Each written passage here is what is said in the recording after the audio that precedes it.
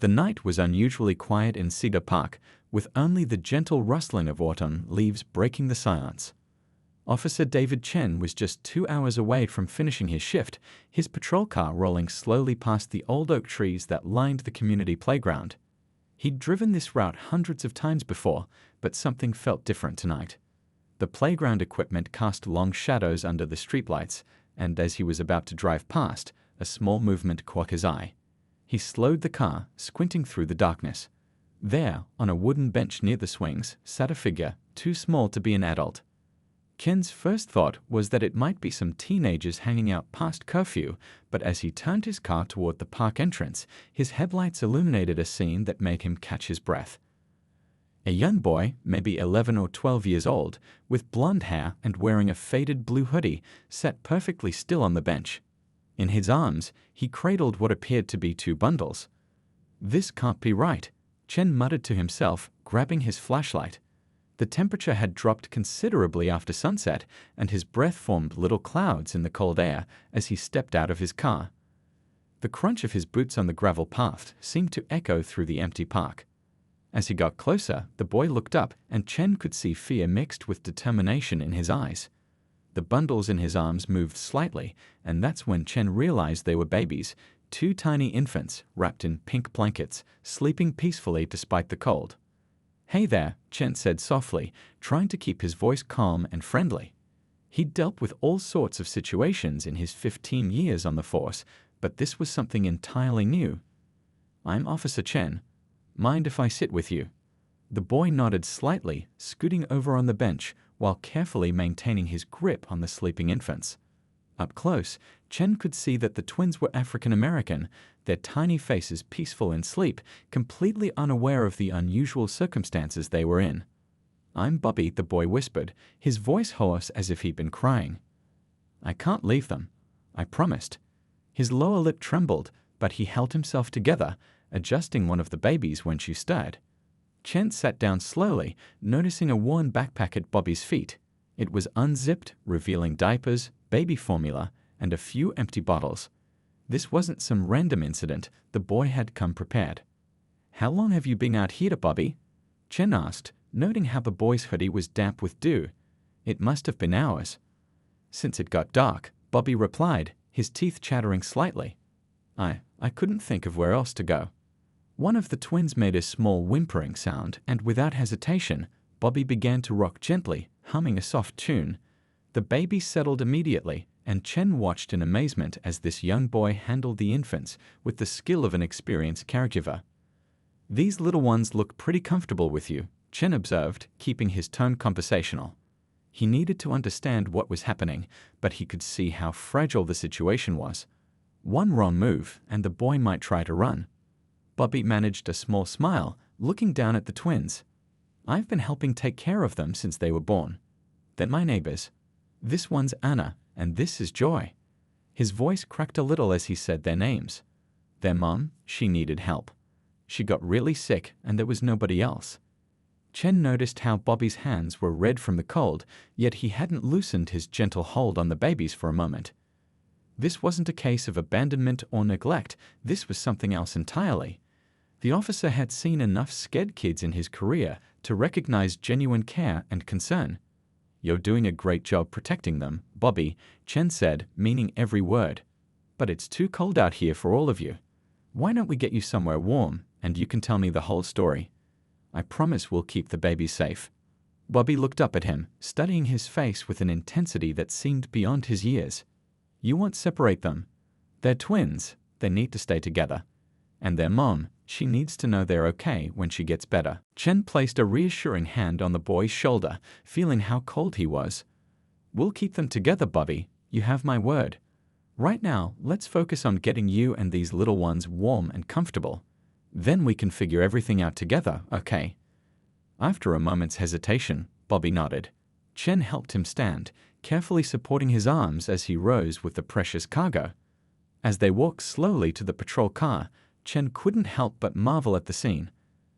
A young white boy who had spent hours in the cold to protect 2 black infant girls, showing a level of dedication and love that transcended age, race, and circumstance. What Chen didn't know yet was that this was just the beginning of a story that would touch not only his heart, but the hearts of an entire community. As he helped Bobby secure the twins in his patrol car, using emergency baby seats kept for just such situations, he had no idea that he was about to uncover a tale of friendship, sacrifice, and the unexpected bonds that can form between neighbors in times of crisis. Bobby climbed into the back seat next to the babies, his eyes never leaving them even as exhaustion began to show on his face. Chen started the car, turning up the heat, and as he pulled away from the park, he glanced in his rearview mirror. In all his years of service, few sights had moved him as much as this one. A young boy who had chosen to brave the cold night alone rather than break a promise to protect two tiny lives that had become so precious to him. The police station was quiet at this late hour, but the moment Officer Chen walked in with Bobby and the twins, it sprang to life. Officer Lisa Wong, who was working the front desk, immediately jumped up when she saw the babies. Her motherly instincts kicked in as she helped guide them to the break room, which was warmer and more comfortable than the regular waiting area. "I'll get some hot chocolate," she said, noticing how Bobby's hands were still trembling from the cold. The boy hadn't let go of the twins, even as Chen tried to convince him to sit down and rest. "They might wake up," Bobby kept saying, dark circles under his eyes betraying his exhaustion. "They don't like strange places. They cry if they don't see a familiar face." Chen watched as the young boy continued to rock gently, his movements almost automatic now. It was clear he knew exactly what he was doing. This wasn't some random kid who had found abandoned babies. There was a story here, and Chen needed to understand it while keeping Bobby calm and cooperative. "The hot chocolate's coming," Chen said softly, pulling up a chair. "While we wait, can you tell me a bit more about Anna and Joy? How long have you known them?" Bobby's eyes stayed fixed on the sleeping infants, but he began to talk, his voice quiet but steady. "Since they were born. They live in the apartment next door to mine. Their mom works really hard. She has 3 jobs sometimes." He paused, adjusting Joy's blanket with practiced care. "I started helping when they came home from the hospital. She was really sick then too, but not like this." Officer Wong returned with the hot chocolate and some blankets. She tried to take one of the twins so Bobby could drink, but he shook his head firmly. "It's okay," he said. "They know me. They might get scared if someone else holds them." Chen and Wong exchanged glances. They'd need to call social services, but they could both see this wasn't a typical case. The boy's dedication was extraordinary, and the babies were clearly well cared for, despite the unusual circumstances. "Bobby," Chen said gently, "we need to understand what happened with their mom. You mentioned she's sick." The boy's lower lip trembled, but he took a deep breath, showing a maturity beyond his years. "She started coughing really bad yesterday. She couldn't stop, and she was having trouble breathing. She called someone. I think it was the hospital, but she was worried about the twins. She came to our apartment." His voice cracked a little, and Officer Wong quietly placed a tissue box nearby. Bobby continued, "She knew my dad was working the night shift at the factory. She was crying, saying she needed to go to the hospital, but she didn't want the babies to be taken away and separated. She asked if I could watch them for just a few hours until she got help." "You've watched them before?" Chen asked, though he already knew the answer from how comfortable the babies were with Bobby. "Almost every day after school," Bobby nodded. "My dad says I'm responsible, and their mom needed help. I learned how to feed them and change them and what all their different cries mean." A hint of pride crept into his voice. "Anna cries louder when she's hungry, but Joy cries more when she's tired. And they both sleep better if you hum the alphabet song." As if on cue, Anna started to stir, making small whimpering sounds. Without missing a beat, Bobby began humming softly, and the baby settled back to sleep. The officers watched in amazement as this young boy demonstrated a level of care and understanding that many adults wouldn't have. "Then Mom gave me her backpack," Bobby continued, nodding toward the bag at his feet. "It has everything they need: diapers, formula, extra clothes. She said she'd be back in a few hours, but she never came. I tried calling the number she left, but nobody answered. I got scared they'd take the twins away if I called for help, so I just waited." "Why the park?" Chen asked gently. Bobby's eyes welled up with tears. "Dad was supposed to come home at midnight. I didn't want him to get in trouble for me being alone with the babies, I thought maybe their mum would know to look for us at the park.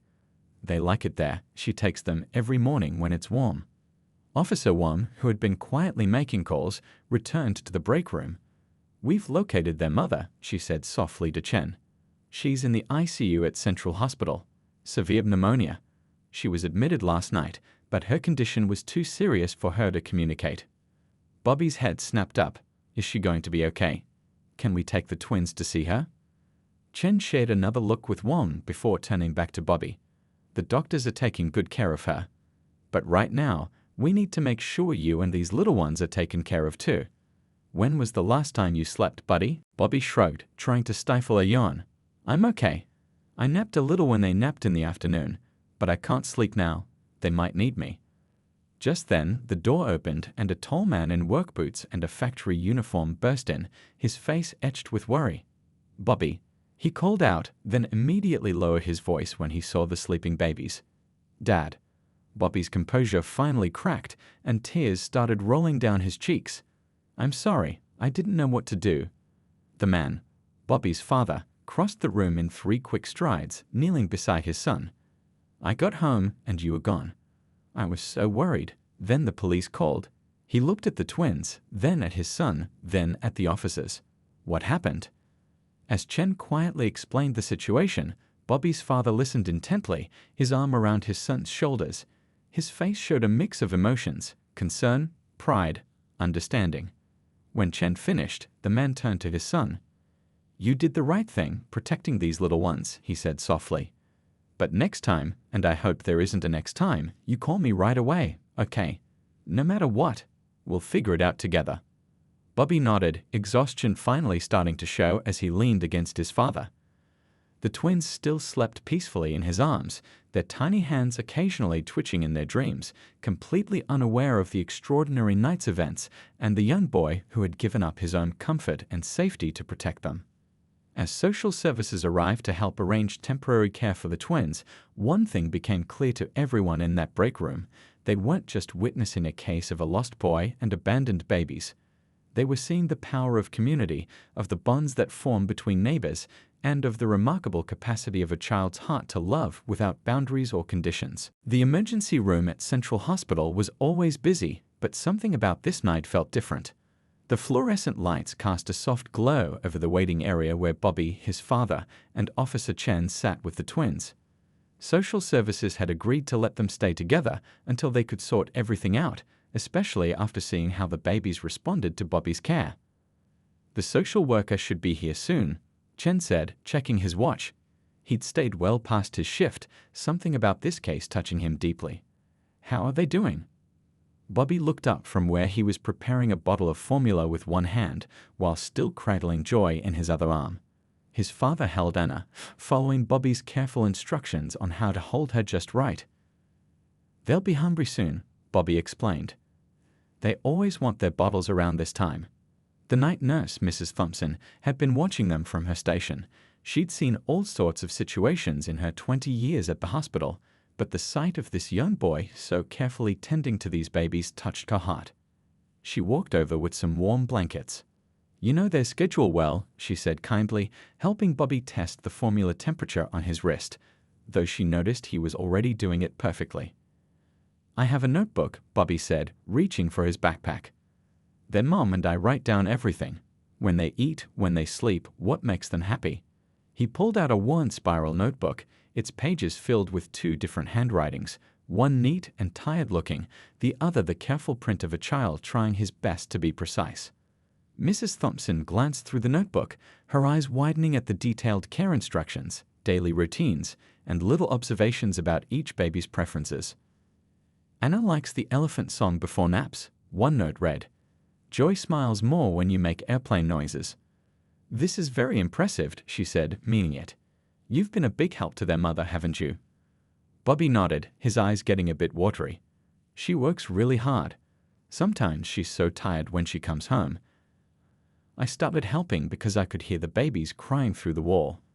Mom used to say that neighbors should help each other. Before she went to heaven. His father squeezed his shoulder gently. That's right, son. Your mom would be proud of you right now. Just then, Anna started to fuss in her blanket. Bobby immediately recognized the sound.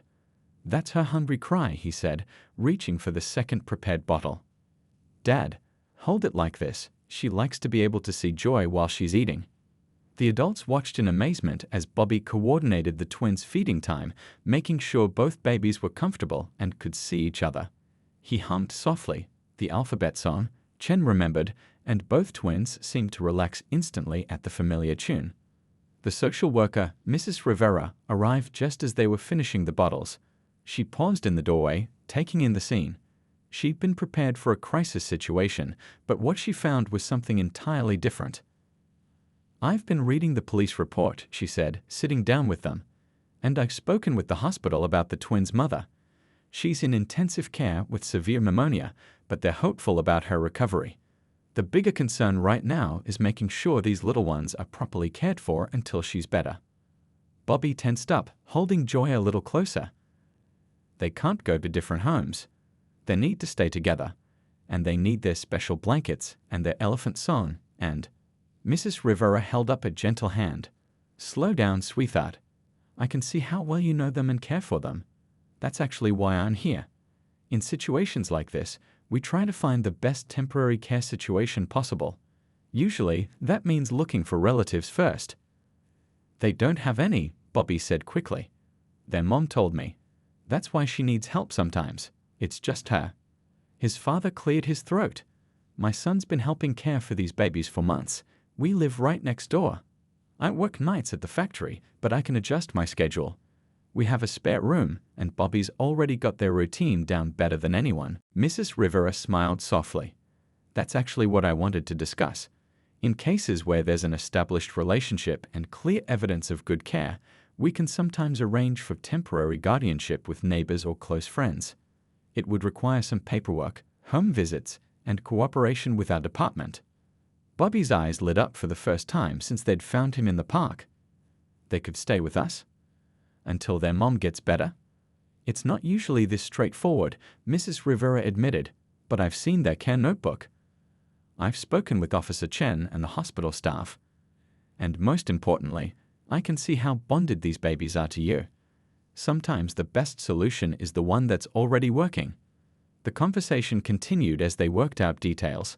Bobby's father would need to adjust his work schedule. They'd need to set up proper cribs, get additional supplies. There would be regular check-ins from social services, and they'd need to coordinate with the hospital for updates on the twins' mother. But through it all, one thing remained constant: Bobby's unwavering attention to the twins' needs. As the adults talked, he noticed Joy making her sleepy face, as he called it.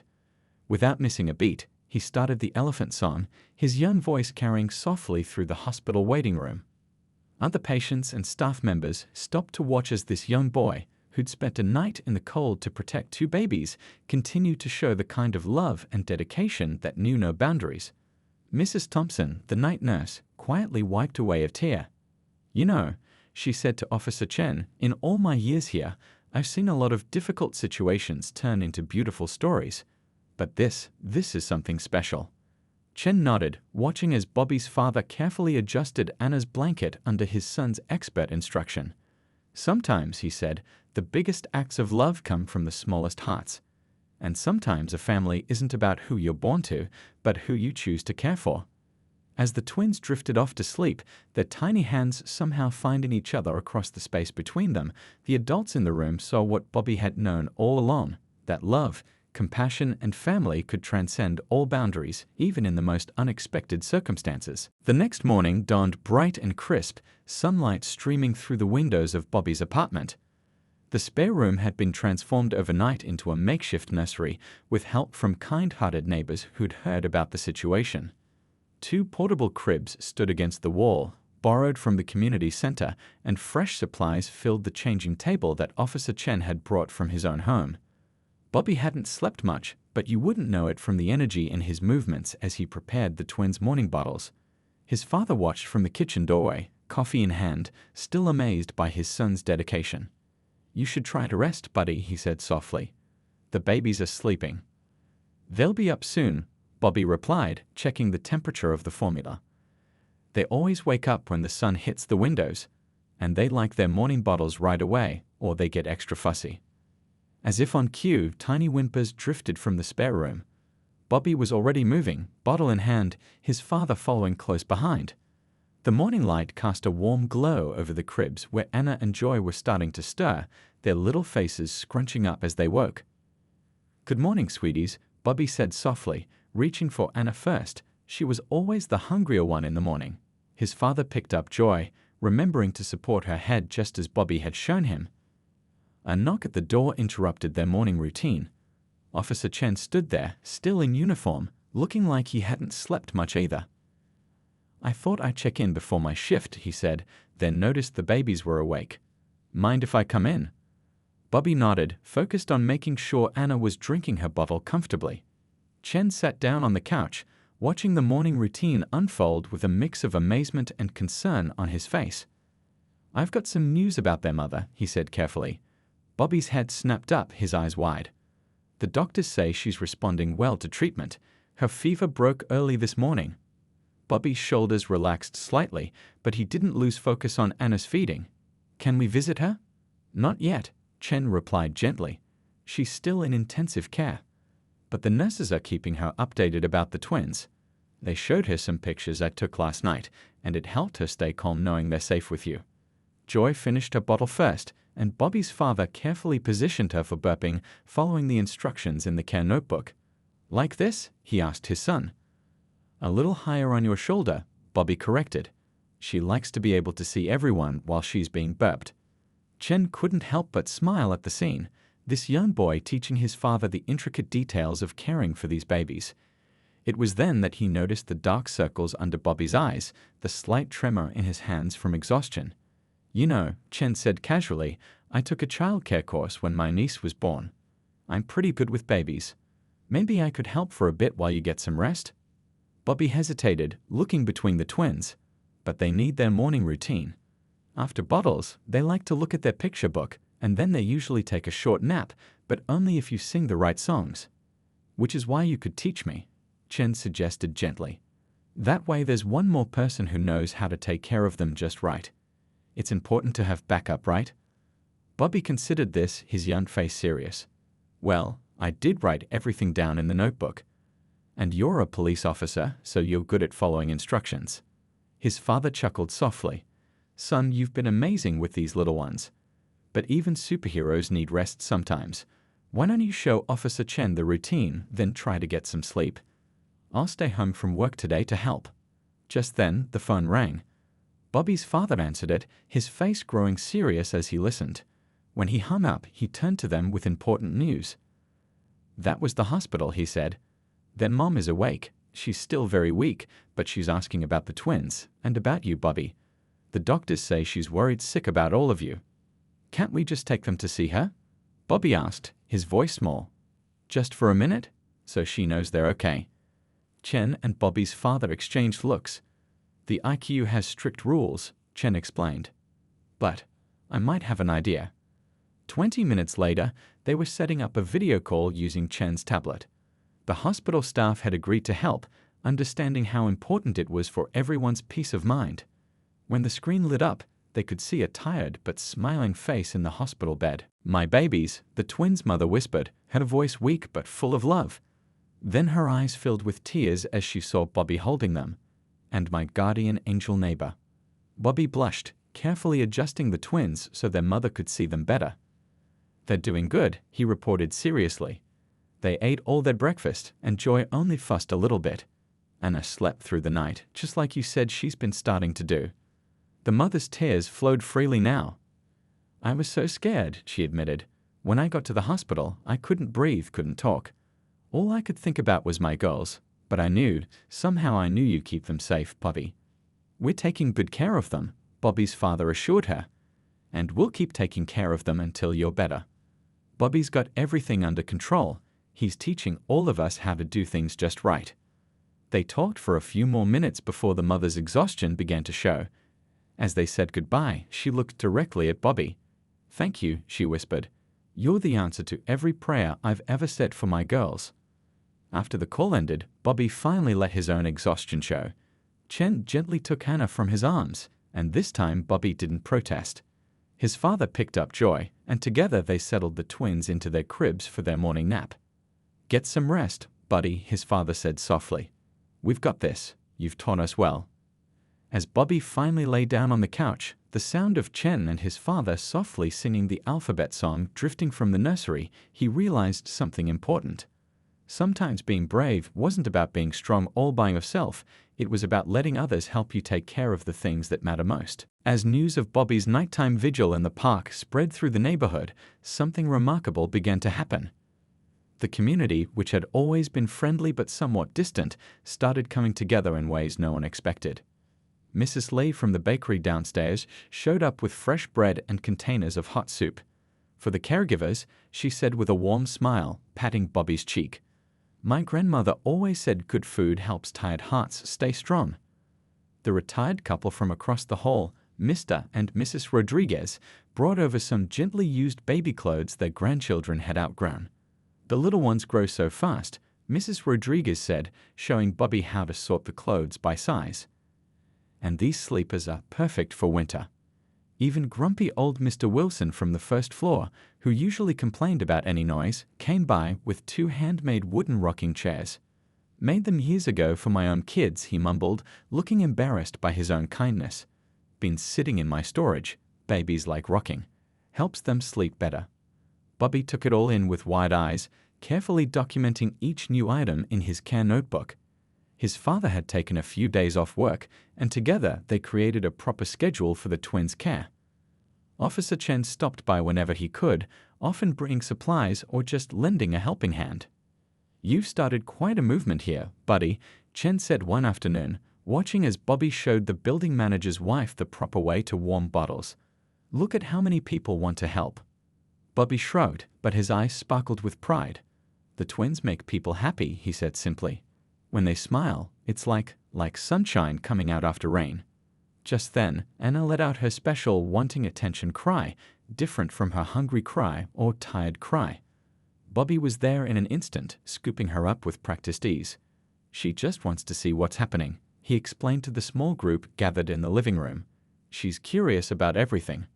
Joy, not wanting to be left out, began making her own soft noises from her crib. Bobby's father picked her up, no longer needing instructions on how to hold her just right. Like her sister, he chuckled, always wanting to be part of the action. The apartment had transformed over the past few days. Borrowed baby equipment filled the spare room, now properly set up as a nursery. The walls, once bare, were decorated with colorful drawings from the kids in the building who'd heard about the brave boy who protected the twin babies. Mrs. Rivera, the social worker, came by for her scheduled check-in and couldn't hide her amazement at the changes. "I've never seen anything quite like this," she admitted, watching Bobby demonstrate proper swaddling technique to a group of interested neighbors. An entire building coming together to help care for these babies. She pulled out her notebook, making careful observations. "Bobby, can you tell me about your daily routine with the twins?" Bobby sat up straighter, shifting Anna to his other arm. "We wake up at 7 because that's when the sun comes in. They like the morning light. First bottles are at 7:15, then they like to look at their picture book, the one with animals. They take their morning nap at 9 o'clock, but only after the alphabet song." As he detailed their schedule, Mrs. Rivera noticed how the neighbors nodded along, clearly familiar with the routine themselves. They'd created a sign-up sheet for helper shifts, making sure Bobby and his father always had backup. "And how are you doing?" she asked gently. "It's a big responsibility." Bobby looked down at Anna, then over at Joy in his father's arms. "I miss their mom," he admitted quietly. "She taught me everything about taking care of them. But the doctors say she's getting better every day. And now we have so many people helping." His voice trailed off as he noticed Joy making her about-to-cry face. Without a word, he handed Anna to Mrs. Rodriguez and hurried to get Joy's favorite stuffed elephant, the one that always calmed her down. "It's amazing," Mrs. Rivera said to Bobby's father. "Most adults wouldn't know how to handle this situation, but your son, he's something special." Bobby's father watched his son soothe Joy with the elephant, his heart swelling with pride. "After we lost his mom, I worried about him closing off from the world. But these babies, their mother, they gave him something to care about. And now look, He's taught our whole building how to be a family again."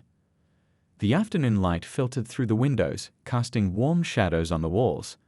The apartment was full of soft conversation, baby guggles, and the kind of comfortable chaos that only comes when a community truly comes together. Mr. Wilson, who'd stayed much longer than anyone expected, was dozing in one of his handmade rocking chairs. Mrs. Lee was teaching Bobby's father how to make her special baby-friendly soup. The Rodriguez grandson was carefully adding another drawing to the nursery wall, this one showing Bobby as a superhero, complete with a cape made of baby blankets. "You know what this reminds me of?" Officer Chen said quietly to Mrs. Rivera. "That old saying about how it takes a village to raise a child. But in this case, it's the children, Bobby and the twins, who taught the village how to come together." As if to emphasize his point, Anna let out a happy squeal, reaching for Bobby as he passed by. Her tiny hand caught his finger, and his whole face lit up with joy. In that moment, everyone in the room could see what Bobby had known all along, that love, in its purest form, doesn't care about boundaries or differences. It just grows and grows, making room for everyone who wants to share in its warmth. 1 week had passed since that cold night in the park. The morning sun streamed through the nursery windows, catching dust motes dancing in the air as Bobby sat in one of Mr. Wilson's rocking chairs, reading to the twins from their favorite picture book. The apartment was peaceful, filled with the kind of quiet contentment that comes from a routine well established. A soft knock at the door made Bobby look up. His father opened it to find Officer Chen, but this time he wasn't alone. Behind him stood a small group of people, including the hospital's head nurse and Dr. Phillips, who had been treating the twins' mother. "Good morning," Chen said softly, noticing the babies were absorbed in story time. "We have some news." Bobby's heart skipped a beat. Over the past week, they'd had regular video calls with the twins' mother, watching her grow stronger day by day. But something about the way Chen was smiling made this visit feel different. "Your neighbor, the twins' mom, she's being moved out of intensive care today," Dr. Phillips announced, his eyes twinkling. "She's still weak, but she's recovering faster than we expected. A lot of that has to do with knowing her babies are safe and well cared for." Joy let out a happy squeal, as if she understood what was being said. Bobby bounced her gently, trying to process the news. "Does that mean, can we visit her now?" The head nurse stepped forward. "That's exactly why we're here. We've made special arrangements. If you'd like, we can take you all to see her today." The next hour was a flurry of activity. Bobby's father helped him pack the twins' diaper bag, making sure they had everything they might need. The neighbors who'd become part of their daily routine stopped by to help. Mrs. Lee brought fresh muffins for the hospital staff, and Mrs. Rodriguez helped dress the babies in their prettiest outfits. "Now remember," the head nurse explained as they walked through the hospital corridors, "she's still recovering. She'll be tired, and she needs to stay calm. But seeing all of you, especially these little ones, that's the best medicine we could give her." Bobby nodded seriously, carrying Anna while his father held Joy. He'd been practicing what he wanted to say, all the things he needed to tell her about how the twins had grown in the past week, about how Joy had started making new sounds, and how Anna could now grab her toes when she was lying down. The hospital room was bright and cheerful, with sunlight streaming through large windows and colorful cards decorating the walls. And there, sitting up in bed, looking tired but with her eyes shining, was the twins' mother. "My babies," she whispered, tears already flowing. "My precious girls, and my amazing neighbors." Bobby approached the bed carefully, making sure Anna was positioned just right so her mother could see her face. "They missed you," he said softly. "We all did." The mother reached out to touch Anna's tiny hand, then Joy's, as Bobby's father brought her closer. "I don't even know how to thank you," she said, her voice breaking. "When I got sick, I was so scared. But somehow I knew Bobby would know what to do. He's been my guardian angel since the day we moved in." "Actually," Officer Chen spoke up from where he stood by the door, "there's something else we need to discuss." He gestured, and Mrs. Rivera, the social worker, entered the room carrying a folder. "We've been watching how this situation has developed," Mrs. Rivera explained, pulling up a chair. "And we've seen something extraordinary, not just in how well the babies have been cared for, but in how an entire community has come together to help." She opened her folder, pulling out some papers. "We know you're a single mother working multiple jobs," she said gently to the twins' mother. "And we know how hard that is. But what if you didn't have to do it all alone anymore?" Bobby's father stepped forward. "We've been talking, the whole building really. We want to help make things easier, more permanent, not just while you're recovering, but going forward too." Mrs. Rivera nodded. "We've drawn up a plan. Your neighbors have organized a support system, scheduled help with childcare, cooking errands. Mr. Wilson's even talking about renovating the building's empty basement into a shared daycare space. And Bobby's father has spoken with his work about adjusting his schedule to help more regularly." The twins' mother started crying harder, but they were different tears now. Happy tears. "I don't know what to say. I've been trying so hard to do everything alone." "You're not alone," Bobby said firmly, surprising everyone with the strength in his young voice. "You're our neighbor. And neighbors help each other. That's what my mom used to say." The room fell quiet except for the happy gurgles of the twins, who were reaching for their mother from their carriers. Carefully following the doctor's instructions, they helped settle the babies onto the bed beside her. "There's more," Officer Chen added with a smile. "The story of what happened, of Bobby's night in the park, of how he protected the twins, of how the whole community came together, it's inspired people. The mayor wants to start a neighborhood support program based on what's happened here.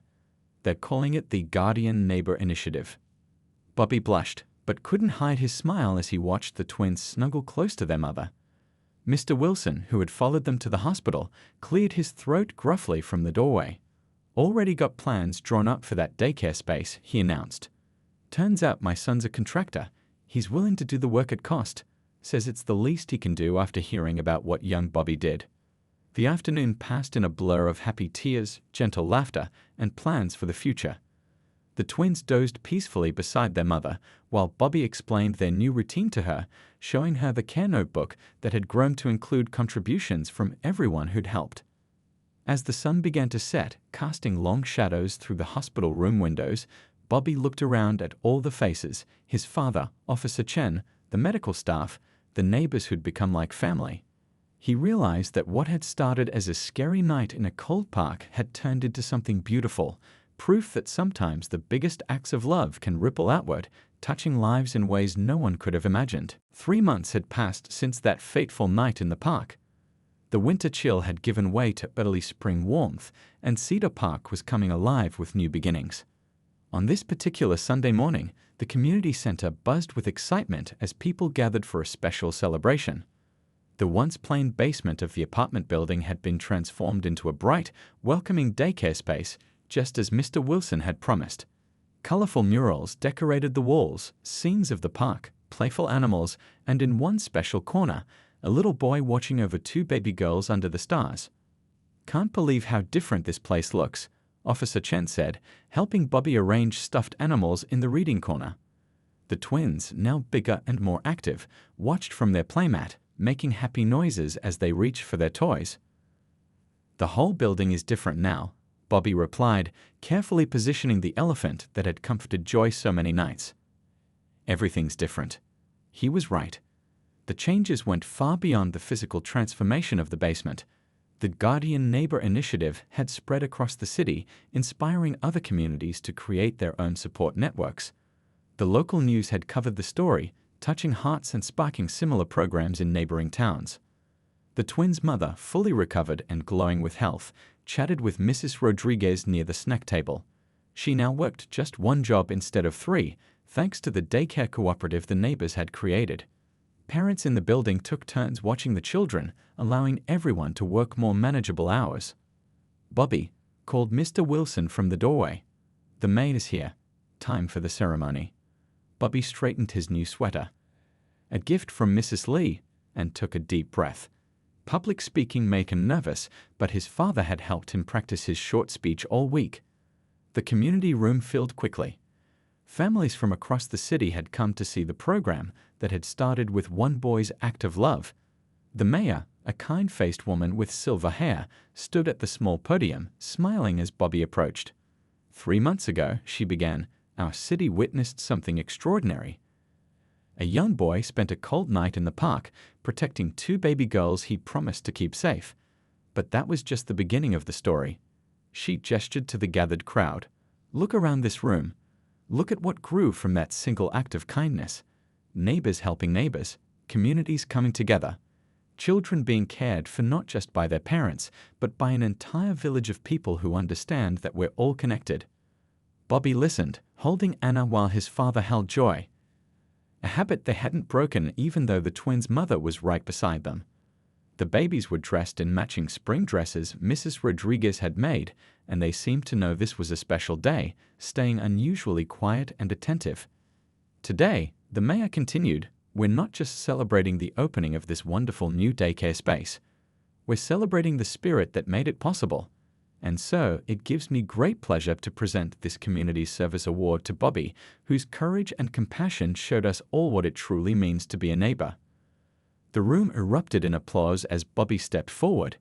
Anna made a happy squeal, reaching for her sister, and everyone laughed as the twins did their usual comedy routine of trying to grab each other across the space between them. I didn't do anything special, Bobby said shyly into the microphone. I just did what neighbors are supposed to do. My mom taught me that before she went to heaven. She said that sometimes the family you choose is just as important as the family you're born with. He looked around the room at all the faces that had become so familiar over the past months. And now look, we're all family. The twins have so many aunts and uncles and grandparents. Everyone helps each other. That's what community means. The twins' mother stepped forward, tears shining in her eyes. Bobby didn't just save my daughters that night, she said. He showed us all how to be better neighbors, better friends, better people. And now, she gestured to the bright, welcoming space around them, now we get to pass that lesson on. Mr. Wilson cleared his throat gruffly. Got something else to show you all, he announced. He pulled a sheet off the wall, revealing a beautiful wooden sign that read, Guardian Angels Daycare, where every neighbor is family. As people gathered to admire the sign, Bobby sat down on the reading corner Storytime rug, the twins crawling over to him immediately. Joy grabbed her favorite elephant, while Anna reached for the picture book they'd read hundreds of times. Officer Chen sat down beside them, smiling as Bobby automatically started the alphabet song when he saw Joy's sleepy face. You know, Chen said quietly, sometimes the biggest changes start with the smallest acts of love. The morning sun streamed through the windows, catching the dust motes that danced in the air, just like they had that first morning in the nursery. But now the light fell on something greater, a community transformed by the pure, simple love of a boy who'd refused to let two baby girls spend a night alone. The twins' mother joined them on the rug, and soon others gathered around as Bobby began reading the familiar story. His father watched from nearby, pride shining in his eyes as he thought about how far they'd all come from that cold night in the park. One more time, Bobby asked as he finished the book, and everyone laughed because they knew he'd read it again, even if they said no. The twins had already settled into their storytime positions, and the younger children from the building had gathered close to listen. As Bobby's young voice filled the room with tales of adventure and friendship, the adults exchanged knowing looks. They had all learned something precious, that love knows no boundaries, that family can be found in unexpected places, and that sometimes it takes a child's heart to teach an entire community how to care for each other. The Guardian Neighbor Initiative would go on to spread to other cities, other communities, but its heart would always be here, in a basement daycare where two little girls grew up surrounded by love, watched over by a boy who had shown everyone the true meaning of being a neighbor, and supported by a community that had learned to be a family.